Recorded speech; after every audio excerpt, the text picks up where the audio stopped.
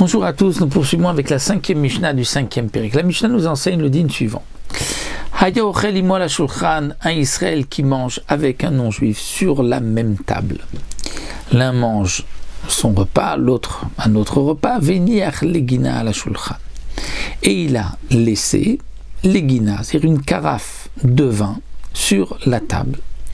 Ou legina à la dulbeki. Et il y a une autre carafe de vin, mais qui se trouve dulbeki. Dulbeki, c'était un petit ustensile qui est à côté de la table, où là-bas on posait ce qu'on ne pouvait pas mettre tout le temps sur la table, et de temps en temps, donc on prenait de là-bas pour mettre sur la table. Mais les invités ne prenaient pas de ce qui était sur le dulbeki, ou dulfeki, d'après le Barthénora, directement.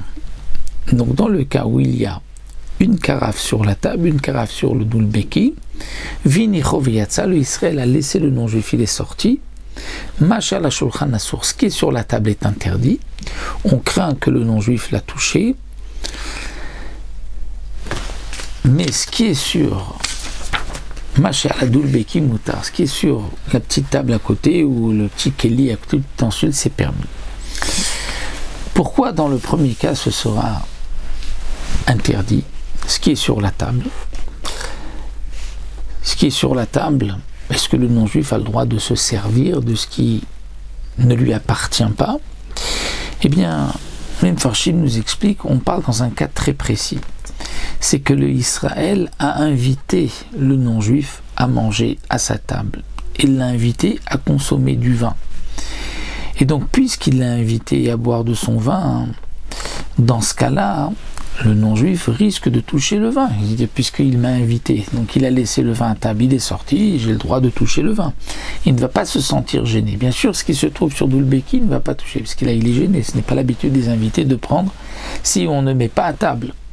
Mais dans le cas où c'est un Israël et un non-juif qui mangent ensemble et que chacun consomme de sa propre nourriture, de son propre vin, là il n'y a pas de crainte que le non-juif touche le vin, étant donné que le Israël ne l'a pas invité. Vima Marlo, et si le Israël avant de sortir lui a dit Eve Mosek Veshoté, serre-toi, tu peux prendre, tu peux boire. Là, Afsha la dulbeki, même ce qui se trouve sur dulbeki dans un keli à côté sera interdit, étant donné que il lui a donné la permission de se servir. Donc là, le non-juif se dit il m'a permis de tout prendre, même ce qui se trouve donc dans la maison, mais c'est pas directement sur la table. Et donc, dans ce cas-là,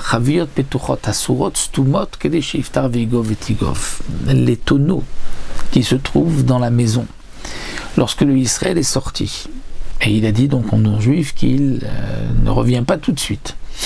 Et donc le non-juif va se permettre de toucher le vin. Les tonneaux ouverts seront interdits. Peut-être qu'il a touché, peut-être qu'il l'a remué, secoué pour la vodazara. Mais les tonneaux stumot qui sont fermés, là,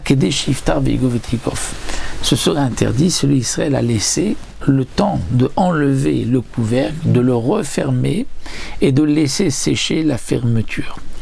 Donc comme on fermait avec de la chaux, etc., donc il n'y ait pas de traces. Et cette Mishnah reprend l'avis de Rabban Shimon Gamliel, que nous avons vu que c'était le shiur de changer complètement la megoufa, mais pas juste de faire un petit trou. Donc dans ce cas-là, le vin serait interdit, puisque l'Israël lui a dit tu peux te servir, donc il a laissé, mais il a donné carte blanche au non-juif d'utiliser tout ce qui se trouvait dans la maison. Et puisque l'Israël n'est pas là et est sorti, il y a une crainte que l'idolâtre a touché le vin et l'aurait même versé pour la avodazara.